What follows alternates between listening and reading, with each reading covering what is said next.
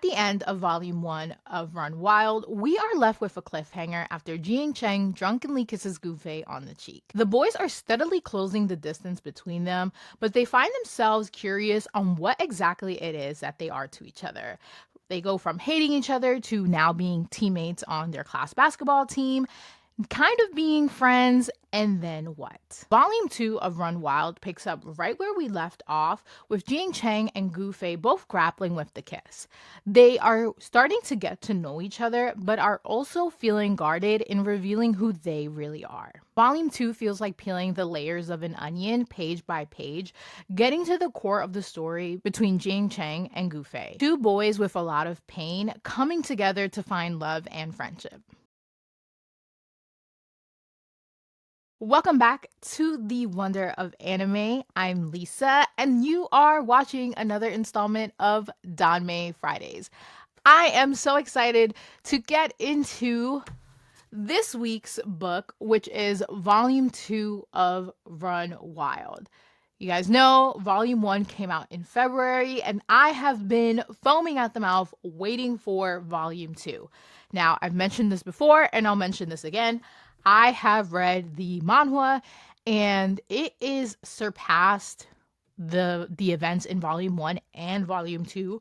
But of course, it is a drop in the bucket compared to all the information, all the details that you get in the written novel. It's interesting getting the perspective, knowing what's going to happen, but then getting a really intimate look at really what's going on behind the scenes in Jiang Cheng and Gufei's mind, and also understanding the story a little bit more. Of course, right off the top, let me just warn you guys, I forget if I'd be warning you guys or not, but this is going to contain spoilers for Volume 2, and of course Volume 1, so watch at your own risk.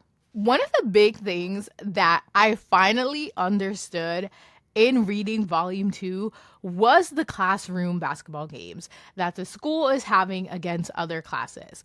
I feel like when I was reading the manhwa, my eyes immediately skimmed over it because I'm not like a sports person, so it wasn't that interesting to me. However, reading it in the novel, first of all, let me just say they do a great job of making it so fun and exciting. My heart was racing reading along the details of the basketball games, how close the games were, how much of a bully the boys in the other class were being, and really how Jiang Cheng and Gufei kind of like pull together this ragtag team of guys to win these games. Something that is really important that happens with the basketball games is Jiang Cheng kind of returning to a feeling of normalcy.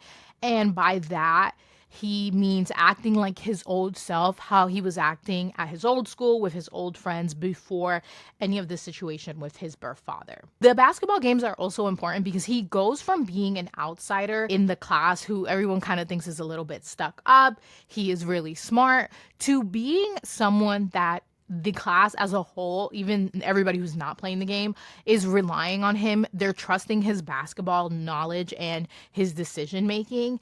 And that really transforms how the class is seeing him. The games also really bring Jiang Cheng and Gufei together, and we see how much they admire each other and how much they are paying attention to each other in the basketball game throughout their playing. Something that is kind of hinted on in Volume 1, but we know more for certain in Volume 2, is the sexualities of Jiang Cheng and Gufei. In this volume, Jiang Cheng and Gufei, they're either talking or maybe not talking about their sexualities, saying things out loud, not saying things out loud, and really they're both testing the water to see where the other one stands. It's interesting during this exchange, Gufei doesn't want to come out because he knows that once he does, there's no turning back between him and Jiang Cheng. He feels like coming out, something is going to happen between the both of them. And Jiang Cheng feels like his cards are already on the table. Gufei already knows that he's gay. So he kind of has nothing to lose at this point, but he does want to like confirm like, all right, like, Gufei, are you on the same wavelength with me? Like, can I make a move? Can I not make a move? And I just thought this conversation was very well done. It was very realistic to, I feel like, teenage boys testing the waters. And I just feel like it is such a monumental moment that sets up what happens next in the story. This volume also makes huge strides in the boys coming together and opening up about their past. They both have incredibly difficult pasts, and Gufei specifically opens up to Jiang Cheng about what really happened with his dad. We know from the last volume that the town has all these rumors that Gufei killed his father, but we actually know that he did not kill his father. However, he did just kind of stand there while his father was dying, but we know the reasons for that. And we also get an additional insight on Ermil, what her disability is, what her condition is, how the father made that worse, and really what's going on with Gufei's mom. This comes after Gufei admits that he did see Jiang Cheng by the lake that day throwing stones and, crying over the situation that brought him to this town to live with his biological father. And after this, it's over. Whatever the boys were pretending not to be after this conversation, it really bridges the gap between them and leads me to my next and so far most favorite moment of the story is that we finally get a Jiang Cheng Gufei kiss. Now, I have reread the part in the manhwa where this kiss takes place billions of times because I thought it was so well done, and I feel like it really just climaxes the story in a point where you feel like a breath of fresh air. You feel relieved when they finally kiss and they're starting to make moves into defining what they are. So after the class wins the big important basketball game, they all go out to dinner and everyone's drinking, which also, let's pull over for a second. Skirt. What is the drinking age in China? What is the drinking age in China? They are at this restaurant. The teachers are ordering them drinks. Everyone is drinking. Ermil is having a drink. And no one's talking about the drinking age. And this is, at this point, this is not the only Danmei that I have read.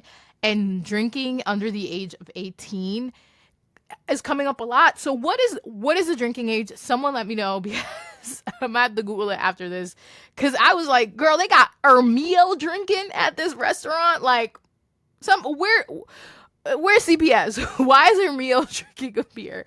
But skirt, let's get back in lane. Let's get back on track. After the dinner, emotions are heightened.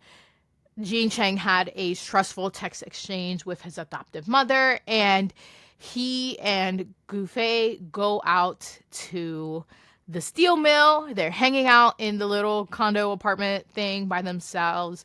And Jiang Cheng makes the move. He was like, bro, you were looking at me when we were doing the photo shoot. You were thinking some thoughts about me. And he got on his lap and kissed him. And of course, Gufei goes ahead and replicates the kiss. And I ascended. This felt like watching a shoujo romance, and it is the 12th episode, the last episode in the first season, because shoujos only ever get one season. I hate you guys for doing that to me, but that's what it felt like. It felt like that final kiss, the final hour. You've been waiting all season for them to kiss. This is exactly what that was. And it was just such a perfect build-up, especially going from enemies basically to lovers, not quite lovers, but getting closer as friends, as teammates, and now having this kiss. I just thought it was really well done, and I was rooting for them and so excited that it finally happened. The last big takeaway for me from this story is the fact that Jiang Cheng moves out.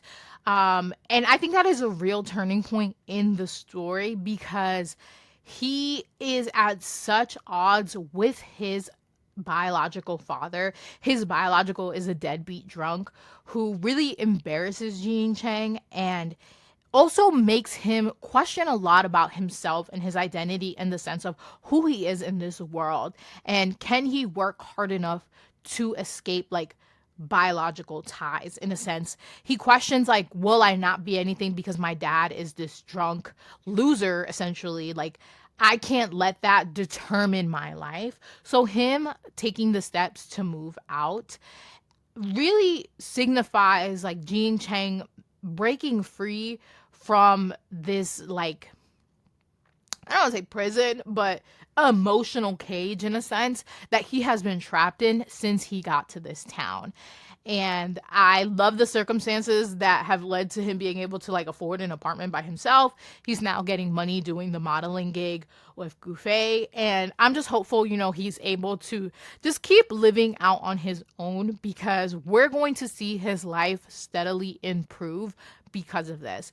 And I think that one of my favorite things about Run Wild, aside from the romance, is the fact that these people don't have the most ideal parents. They don't come from the most ideal families. And there's a lot of pain and trauma that these teens are working through. And I think, it really paints a picture or sets the tone that like not everyone comes from like these picture perfect families, and some people do have to struggle younger than others do. And Jiang Cheng had to pack up and leave because he just couldn't bear the situation with his father anymore. And I think that is depicted so well in this story. And we are seeing already in like, because it happens towards the end of this volume, so we don't have that much, it's like one day. We have like 2-3 days that he's been living by himself at the point that the volume ends. But we're really going to see how separating himself, cutting ties with his biological father is going to change his life and set him on the right path. What more is there to be said? I obviously loved volume 2, devoured it in like 2-3 days. I put my best friend onto volume 1, which she just started reading. So I'm so excited for her to get into it and share the gospel that is Run Wild. These stories are just so important to be told, and I am hoping that more people are getting into them. But it's just so good. It just really feels good. And I'm really proud and rooting for Jiang Cheng. He has been so bold and unapologetic in the pursuit of what he wants, who he wants. And I know from, like, I think the manhwa is a little bit, I feel like the manhwa where I ended or where it's currently at may be like the middle of volume 3, just guessing like pacing and timeline wise. And there's 6 volume totals in the story. So I'm really excited to get to the point where I'm no longer aware of the events and what's going to happen. And I mean, I do know though that there is more pain coming up for them. These two are in an incredibly shitty situation, but I'm excited to see them come together and just move forward together. And I want them to become boyfriends. I want them to define their relationship, and I want them to really lean on each other emotionally to push through. This has been another installment of Danmei Fridays. I think the next volume comes out in October, maybe. But I'm so excited for this story to continue. It is so good, and I'm so glad that I can be here talking to you guys about it. I hope you guys enjoyed this video, and I will see you on the next one. Peace.